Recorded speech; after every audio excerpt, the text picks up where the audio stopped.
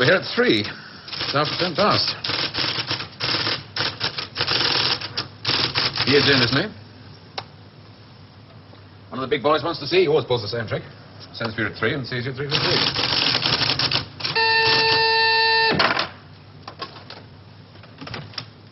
Mr. Larkin to see you, J.G. Sorry, Captain. Sit down, Mr. Larkin. Thank you. Do you smoke these things? King of Kings, size. Yes. Were you surprised we got you to come here, Mr. Larkin?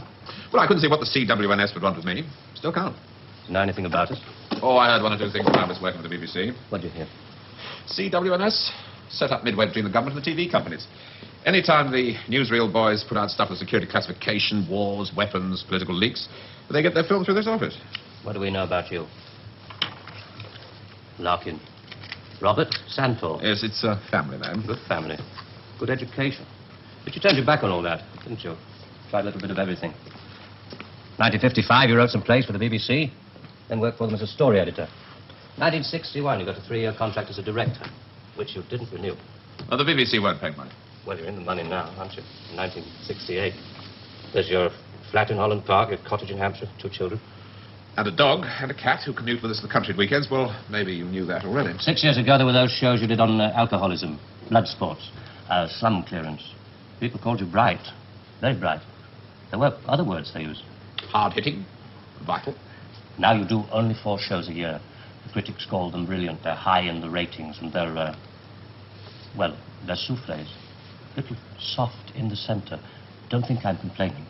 Oh, you can complain if you want to. Just call it a friendly professional interest. I'd like to know what happened to alcoholism and blood sports. Call it reaching the age of 35. Call it school fees, 2 fixed addresses. Call it joining the establishment. Call it being a socialist for 15 years in a country that'll never be socialist. Good.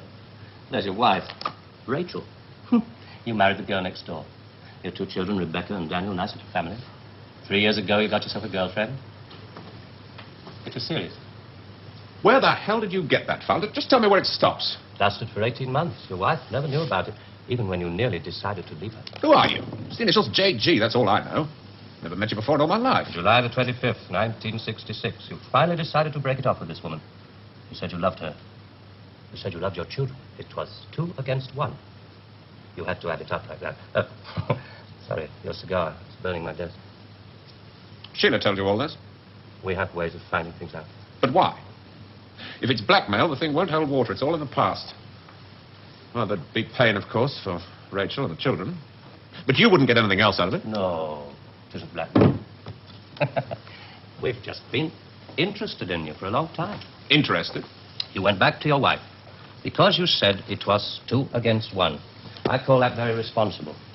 We're interested in very responsible people. In fact, we have a little index for them. We call it their power quotient, a ratio of responsibility as against aggression. Yours is very low, 0.2. That's very low, just what we need. Sit down, please. I'm sorry, the language must seem rather strange at first, but we take it very seriously. Just to show you how seriously, I'm going to tell you how we checked up on you. We call these things surgical transmitters. One was fitted inside you when you went into the Charing Cross Hospital 3 years ago. Appendix, wasn't it? Transmitter? Are you trying to tell me that you listen to every word I say? A machine does. Untouched by human hand. There's a little gadget in these things that ties up with the pulse rate. Puts a bleep onto anything that you're excited about saying. British. Power quotient, surgical transmitters, high-speed tape. It's Doctor Who. I'm for the real world, Jack. Good afternoon. I shall just have to give you an example. On July the 26th, 1966, you were talking to this girl, Sheila, about love. You said to her, I quote, "The kind of love I have for you, Sheila, well, it's bed love and it's more. It's staying in bed till 6 p.m. and saying I can't go to the office today. It's eating breakfast at twilight, laughing at leaves on the pavement." I don't believe there's any such thing as these surgical transmitters. You got Sheila to tell you all this, then you wrote it down the way I might have said it. You're a good guesser. Can you hear your heart beating? It's eating breakfast at twilight, laughing at leaves on the pavement, getting a cab to a silly movie to Paris. It's moving when you're tired of staying still. And I've done it all before when I could do it with no ties. Now to just be responsible. So there really is one of those things inside me. What do you want? We want people with low power quotients. We want them to work for us. Nothing more sinister than that. All this just to offer me a job. Special sort of job. The newspapers talk about the corridors of power, the power elite. Let's just say we'd like you to join the club. Oh. There's a vacancy in our newsreel department. We'd like you to help plan the news for 1973. Come again? Plan the news for 1973. What are you doing? I just want to make sure the sunlight's real. I always tell people, news is the most highly developed form of fiction. The most difficult. Come on. I just want to show you something. There's no obligation to buy. Really. News requires imagination. News requires responsibility. We think you're well qualified. Please. Double A security, sprinkler systems and other services do not operate beyond this point.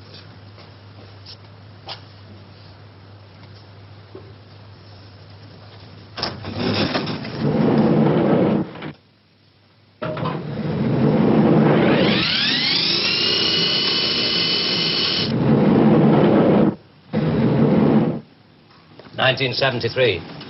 We've only roughed out the news for 1973. Nothing's been given the go-ahead yet, but this is the kind of thing we have in mind.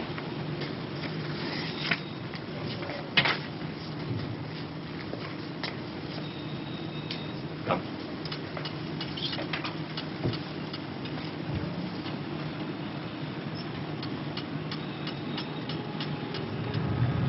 Today, April 14th, 1973. First historic pictures by Radstar of the combined U.S.-Russian landing on the moon. Shown here are Majors Webb and Mikhailovich taking their first steps into the unknown, firing their retro-rockets to land their spacecraft on the dust-covered surface. A comforting note for us stay-at-homes, both the Pentagon and the Kremlin have announced that the moon has no strategic value.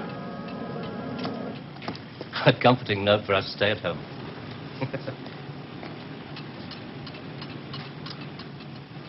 I can't show you any film on this next model. We haven't photographed it yet. But this is the way it will sound. June the 22nd, 1973.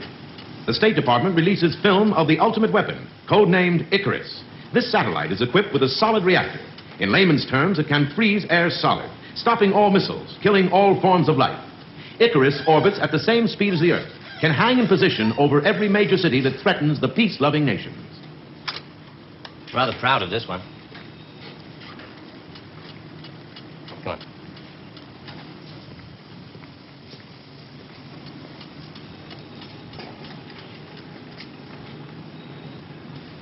Please, sit down, Mr. Lucken.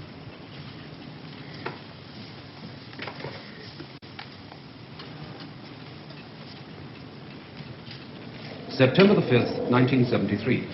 The new phase in global warfare. War by example. At 4:32 our time, China took out the remote Indian border village of Bandar, unprotected by the Icarus network. After the first two 5-megaton H-bombs had fallen, the 9-way hotline finally Switch it off. effect. But This is going to happen in 1973. You're going to make this happen. No. We are going to make models, much cheaper. Then we photograph the models. Fake newsreels. That's fake newsreels. For the past 10 years, people have been looking at our fake newsreels and listening to our fake commentaries. And they accept it for the truth. And you can do it. Stop 100 people in the street. How many of them have actually seen a missile or a satellite? They're just told they exist and they believe it. Yes, you're getting there. I knew you would. Well, now, the moon rocket and the satellite, that you can get away with. That's too remote for people to grasp. It's too far away. But this... I mean, you invented this village on the Indo-Chinese border. Well, somebody could check up. Very mountainous territory up there. There'll be no survivors in 1973. No rescue work. Radiation scare. Yes. You can do it. This could be the news for 1973. Not necessarily exactly like this. We only plan in detail 1 year ahead. Oh, you only plan 1 year ahead. Hey, tell me, what is the news item that's bothered you the most in the past year, 1967? Oh, well, it has to be the new American intercontinental ballistic missile, the Boy Wonder, doesn't it? Just the one I asked him to set up for you. The new ICBM, codename Boy Wonder, with a much talked about Mercury warhead.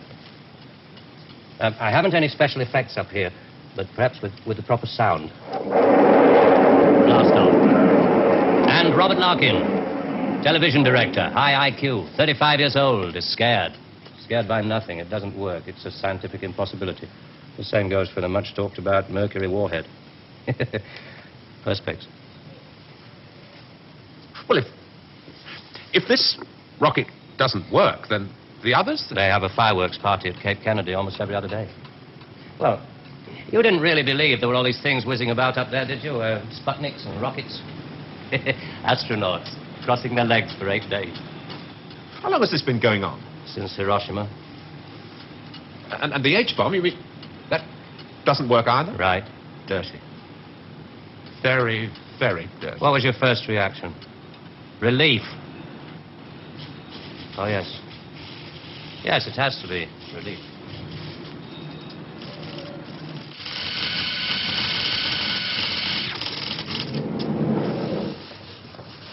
Only 12 people are allowed beyond this point. Most of them work in the photographic department, taking phony newsreel pictures of our models and processing film and so on. Sit down, please. Ah, pretty pictures from our stills department. The Boy Wonder. Do you really think that missiles and satellites are mile-line country? No, not at all. I've only shown you the hard news. There are other things, much softer things we thought might interest you. Well? 1973. We thought it might be time for an anti-teenage movement. A long-awaited return to maturity. Sherry. Perhaps even a religious revival. Oh, I see. You want me to arrange the grand opening of Ruislip Cathedral, 1st of October, 1973. Mark the date down in my 10-year diary.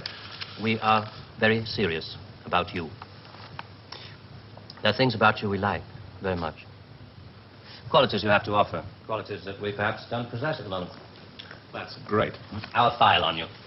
I have to return to July the 25th, 1966, the day you broke it off with this girl, Sheila. You really did reveal rather a lot of yourself that day. But, of course, if you really mind... Help yourself. You said to her, it won't work, Sheila, and she said something, and then you said...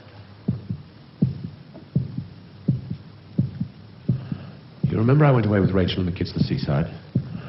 It was midweek, and this huge stretch of sand was empty. Just a circle of footprints around 3 sandcastles and tracks out to sea. The whole damn day of my family marked out in front of me. The sun was going down. Rachel kept calling the kids to get dressed. She picked up buckets and spades, corny bloody things like that. I was up at the car. I looked at those footprints, and I knew those people were slipping away. There were things I could tell them. We rather like that bit about footprints. You see, in this job, some of us have got rather a long way away from the idea of footprints in the sand. Those footprints were made by my children. Now, you want me to scare the hell out of them with every bomb from A to H inclusive. Well, why? I mean, when did it all start? 1945. You may remember the Americans let off their 2 atomic bombs. Well, they didn't want other people doing the same thing. I mean, you do see that, don't you? Oh, I don't know. Well, to scare the people off, the Americans put it out that the atomic bomb was halfway along the line to something much bigger, the hydrogen bomb. It didn't work. They spent 5 years in negative research. Well, what about the Russians? They're supposed to have quite a pile of these things. We were surprised when they started their tests. Then we got a few feelers from their Secret Service. Nowadays, we work very closely together. Oh, all these stories about spies going off to Russia. Mr. Philby, remember? Just good copy for the Sunday papers. Good copy. Well, the Chinese. I mean, they've just announced their bomb. Yeah, we played along with it. We recorded their phony explosion. We're rather hoping the Chinese will come along to complete the pattern, you know. In Vietnam, hundreds of people are being killed every week. Well, you can't do that with your models. No. And you can't kill people of bad habits in 2 generations. They like to carry rifles. They like to put lines on maps. And we let them because we control the situation. There's no danger of world war. Just a simple choice for everybody. Capitalism or communism. Strawberry or vanilla. It all adds up to the same thing now we've got rid of the big bangers. Well, how can you be sure that Johnson, Kosygin aren't working on other things? Poison gases, bacteria. Pathetic, man of your intelligence. You don't want to destroy the world, neither do I. What makes you think that presidents are different? Well, they've made some pretty good stabs at it in the past. It wasn't the right sort of control then. Nowadays we know better. Politicians are easy to control. The grosser mentality boys who like to be photographed getting in and out of Daimlers in Whitehall. They come right at the bottom of our organization. A few rungs up the ladder, there are the people in the top secret factories. Just those in a position to know they're making weapons that don't really work. Well, there must come a time when somebody wants to use one of those weapons. I mean, somebody is standing there with a finger on the button. Well, that's the beauty of it. Nobody presses the button. We control all the crises. We build them up and we shut them down. We? Again? Yeah, I'm coming to that. Near the top of the hierarchy, there are the economists, top civil servants, top brass in the military. Those men who are supposed to view the nuclear tests and so on. And above them, CWNS. Right at the top. Classified World News Service. Just who the hell are you? It's obvious, isn't it? Just a very few of the top people in communications in every major country in the world. Oh, you mean you run all these magazines? No, of course not. We just get them to take some of our copy every week. Television is much more important to us. It all happens so quickly. You say you can put out what pictures you like on television. Doesn't anybody try to stop you? No, nobody wants to. 99.386% of the population wouldn't believe this conversation. And the rest are working for us. And they're the top minds, the really responsible people. They know they're guaranteeing the lives of their grandchildren the only foolproof way. Scaring the hell out of their grandchildren. Well, I won't buy it. You must admit there has to be some kind of control in this world of ours. Look at this. And remember that 1/4 of the world is starving. There are the full bellies and the empty bellies. Some of the empty bellies carry rifles. Well, we full bellies are getting a bit flabby. We're not very good with rifles anymore, so we've devised 2 ways to keep the empty bellies under control. One of them is this fictitious hydrogen bomb we've talked about. The other one is money. Enough money to fill some of the empty bellies and put a hopeful smile on the faces of the others. A great wall of money all around Britain. And it's no secret that the British economy is in trouble at the moment. So we have to put that right, too, to stay alive. We have to control the people in this country. Scare an ostrich, it buries its head in the sand. If you scare a hedgehog, it rolls itself up into a ball. When a woman's frightened, she goes out and buys herself a hat. You mean you scare us so that we'll buy more, so that money moves quicker, production moves up? We don't say scare when we talk about human beings. We say threaten them emotionally. And there are all sorts of ways, not just the big ones like the hydrogen bomb. Overcrowd them a little with bad planning. Sell them too many motor cars. Anything to keep them a little bit removed from reality. Nowadays, people don't work for money. They work for the idea of money. They don't even love for love. They love for the idea of love.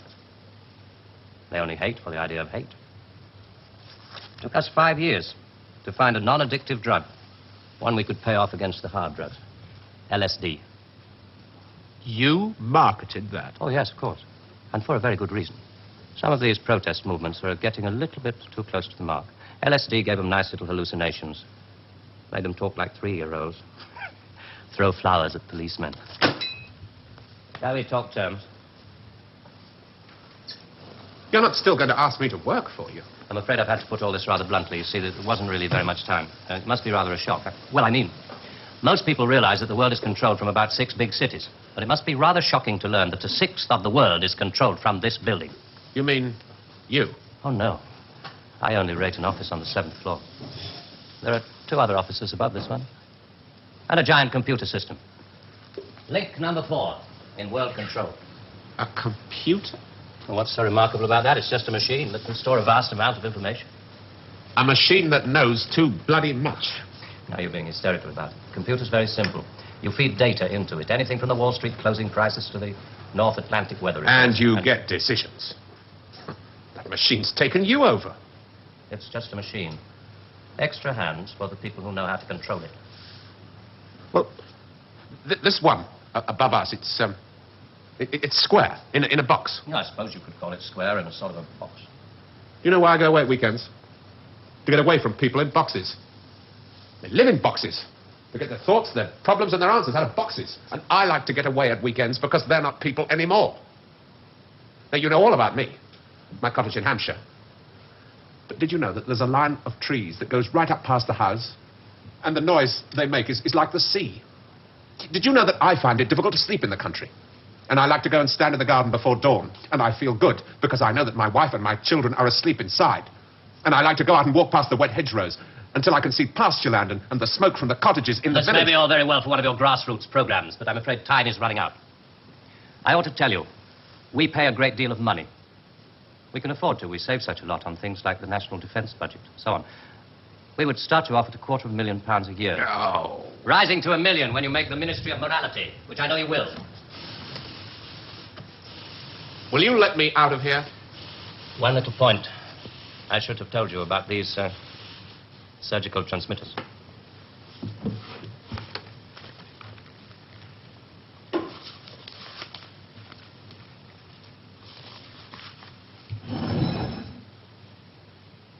There's enough of this stuff inside you at this moment to kill 6 people. There's a button we can press. I'm sorry about the dramatics. Our boys call these things the oral contraceptive. Keeps them from talking too much. So there must be one of those transmitters inside you. Who presses the button? Extra hands. All this stuff about the computer being extra hands for the men who know how to control it. That machine controls you. You start on Monday.